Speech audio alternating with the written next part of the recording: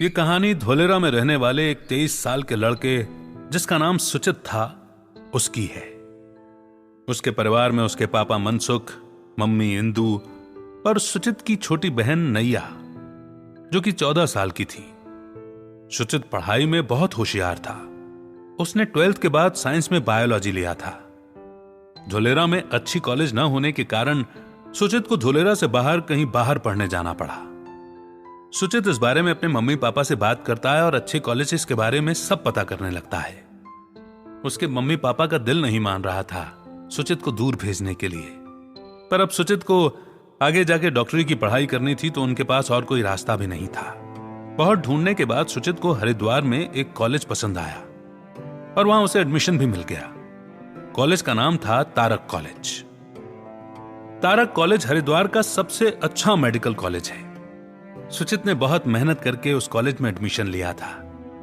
सुचित के papa mummy सुचित को वहां रहने के लिए घर सही रहेगा या हॉस्टल, यही सोच रहे थे। कुछ दिनों बाद पूरा परिवार निकल गया हरिद्वार जाने के लिए। 19 घंटों के सफर के बाद वो लोग हरिद्वार पहुंच जाते हैं। दूसरे दिन सबसे पहले वो लोग कॉलेज देखने जाते हैं। कॉलेज का चक्कर लगाने के बाद वो घर रेंट पर लेना ठीक समझते हैं। सुचित के पापा ने एक ब्रोकर से बात की। बहुत सारे घर देखे पर या तो कोई घर बहुत छोटा होता है या फिर किसी घर का रेंट बहुत ज्यादा लगता है। आखिर ब्रोकर बोला कि एक घर है यहां पास में ही और उसका रेंट भी सिर्फ 2000 है, पर उस घर के बारे में बहुत भूतियां अफवाहें सुनी है, इसलिए वो घर खाली ही रहता है। सुचित और उसका पूरा परिवार भूत और काली शक्तियों पर विश्वास नहीं करता था, इसलिए उन्होंने ब्रोकर को वो घर दिखाने के लिए कहा। वो लोग उस घर के पास पहुंचे। वो घर काफी बड़ा था पर बाहर से थोड़ा पुराना दिख रहा था, लेकिन अंदर से अच्छा था।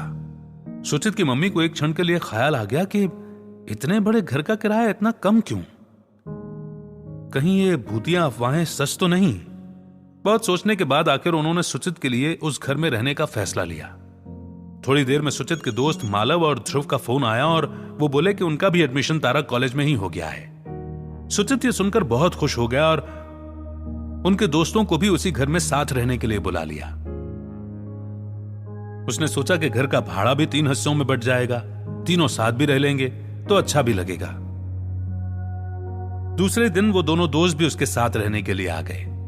सुचित के मम्मी पापा अब वापस गांव चले गए थे। तीनों दोस्तों को पूरा घर बहुत पसंद आया। उन तीनों के कॉलेज भी शुरू हो गया था। सब ठीक से चल रहा था। कुछ दिनों के बाद शाम को वो तीनों यूं ही पास में टहलने के लिए निकले। तब वहां उन्हें एक आदमी मिला। उस आदमी ने उन तीनों से पूछा कि क्या इधर नए रहने के लिए आए हो तुम लोग? तीनों ने हामी भरी। तो वो आदमी बोला कि कितना समय हुआ? सुचित ने कहा कि यही बस 3-4 दिन। उसने पूछा कि तुम्हें कुछ अजीब सा तो नहीं लग रहा उस घर में? तो इन्होंने कहा कि नहीं। क्यों, क्या बात है? उस आदमी ने कहा कि कुछ नहीं, बस ऐसे ही पूछा था। पर हां, उस घर में कभी अकेले मत रहना और कभी भी नॉनवेज खाकर मत आना।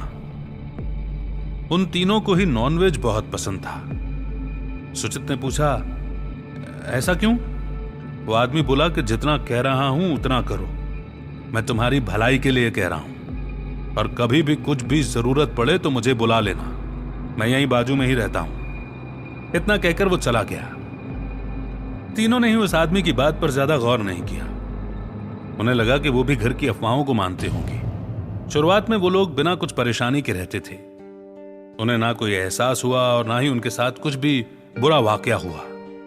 लेकिन कुछ दिनों बाद मालव को ऐसा लगने लगा था कि हर वक्त कोई ना कोई उसे देखता रहता है और जब जब वो रात में पानी वानी पीने रसोई में जाता है तो उसे लगता था कि कोई उसके पीछे पीछे चल रहा होता, लेकिन जब वो पीछे मुड़ के देखता तो कोई भी नहीं दिखता। ये सब कई दिनों तक चलता रहा, लेकिन उससे किसी को कोई परेशानी नहीं हुई थी। एक दिन तीनों को बहुत भूख लगी थी। उन्होंने उस दिन नॉनवेज खाने का मन बना लिया था, इसलिए वो तीनों कॉलेज से छूटने के बाद सीधा शाम को नॉनवेज खाने चले गए। मालव की तबीयत थोड़ी सी नरम थी तो वो खाना खाकर जल्दी घर चला गया था और ध्रुव और सुचित वहां से सोडा पीने चले गए थे। दोनों 1 घंटे के बाद घर पहुंचे और जैसे ही दरवाजा खोला तो अंदर से बहुत गंदी और कुछ जलने की सी बू आ रही थी। मानो जैसे कुछ मर गया हो और सड़ने लगा हो और उसी को जलाया गया हो, ऐसी बास आ रही थी। दोनों ने नाक बंद की और सीधे मालव के रूम में पहुंच गए। वहां जाकर देखा तो मालव वहां जमीन पर गिरा हुआ था। दोनों ने मालव को उठाया। वो बेहोश लगा तो वो सीधे उसे हॉस्पिटल ले गए। डॉक्टर ने चेक करके कहा कि वो शायद किसी चीज से बहुत डर गया था। इसकी वजह से उसका बीपी बहुत हाई हो गया है और उसकी तबीयत बिगड़ सकती है, इसलिए उसे एडमिट करना पड़ेगा। एडमिट करने के कुछ घंटों बाद जब उसे होश आता है तो वो बताता है कि भाई जितना जल्दी हो सके वो घर खाली कर दो, मैं उस घर में वापस नहीं जाऊंगा। दोनों चौंक गए और कहा कि ठीक से बता कि क्या हुआ, तूने ऐसा क्या देख लिया। वो इतना डरा हुआ था कि कुछ बोल ही नहीं पा रहा था। अब मालव को एडमिट किया था तो किसी को तो उसके साथ रहना पड़ता, तो ध्रुव और सुचित बारी बारी से उसके पास रहते। इस बार ध्रुव हॉस्पिटल में रुका था और सुचित घर चला आया था। रात हो चुकी थी, इसलिए वो बाहर से खाना खाकर घर आया, पर उस दिन उसने नॉनवेज खाया था। वो जैसे ही घर में आया उसको वैसी ही जलने की बू फिर से आने लगी। साथ ही घर में एक अजीब सी ठंडक और सन्नाटा लगने लगा था। सुचित ने थकान की वजह से ज्यादा ध्यान नहीं दिया और कपड़े बदलकर बेड पर लेट गया। थकान के कारण वो तुरंत सो गया। यही करीब रात के 1 बजे होंगे। सुचित ने महसूस किया कि उसके सर पर कुछ पानी की बूंद जैसा गिरा। सुचित नींद से जाग गया और बेड पर बैठ गया। उसे फिर वही जलने वाली और सड़ी हुई बदबू आने लगी और इस बार बदबू बहुत तेज थी। सुचित के सर पर फिर कुछ पानी जैसा गिरा।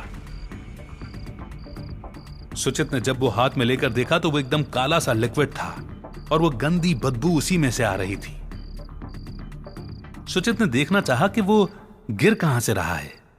उसने मोबाइल की रोशनी में ऊपर देखा तो उसकी आंखें अचानक से खुली की खुली रह गईं, क्योंकि उसने देखा कि ऊपर कोई लटक रहा था और उसका पूरा शरीर जलकर सड़ गया था।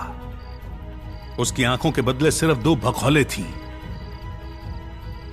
और उसकी आधी से ज्यादा हड्डियां दिख रही थीं। वो बहुत डरावना दिख रहा था और उसमें से इतनी गंदी बास आ रही थी कि सुचित को वहीं उल्टी हो गई। सुचित ने भागकर लाइट जलाई। उतने में वो जला हुआ आदमी सीधा नीचे गिरा और सुचित की ओर देखकर हंसने लगा। सुचित पूरा सुन्न पड़ गया। उसे समझ नहीं आ रहा था कि वो करे तो करे क्या। वो बहुत ही ज्यादा डर गया था। एकदम से वो जला हुआ आदमी घसीटते हुए सुचित के पास आता है और सुचित के हाथ, पैर, कंधे सब जगह काटने लगता है। उसने सुचित के बाल भी नोच लिए। जैसे ही वो सुचित की आंखों में अपनी उंगली डालने जाता है, सुचित की जोर से चीख निकलती है और वो डर के मारे बेहोश हो जाता है। जब वो होश में आया तो उसने खुद को हॉस्पिटल में एक बिस्तर पर पाया। उसने देखा कि उसके पास वो बाजू में रहने वाला आदमी खड़ा हुआ था। सुचित जब बताता है कि उसके साथ क्या हुआ तो मालव बोलता है कि उसके साथ भी यही सब हुआ। सबके पसीने छूटने लगे थे। तभी उस आदमी ने कहा कि दरअसल उस घर में कुछ सालों पहले तुम्हारे जैसा ही कोई लड़का रहने आया था। वैसे तो वो बहुत ही धार्मिक और सीधा था, पर एक दिन उसकी कुछ लोगों से हाथापाई हो गई थी। शायद उसने उनसे पैसे लिए थे और वो लौटा नहीं पाया था।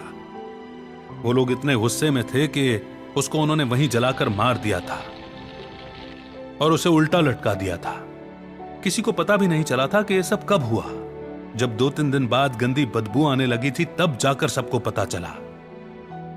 तुमसे पहले भी यहां जो रहने आया था उसके साथ भी कुछ ऐसा ही हुआ था शायद। उनके जाने के बाद यहां कोई रहने को तैयार ही नहीं था, इसीलिए किराया इतना कम था उस घर का।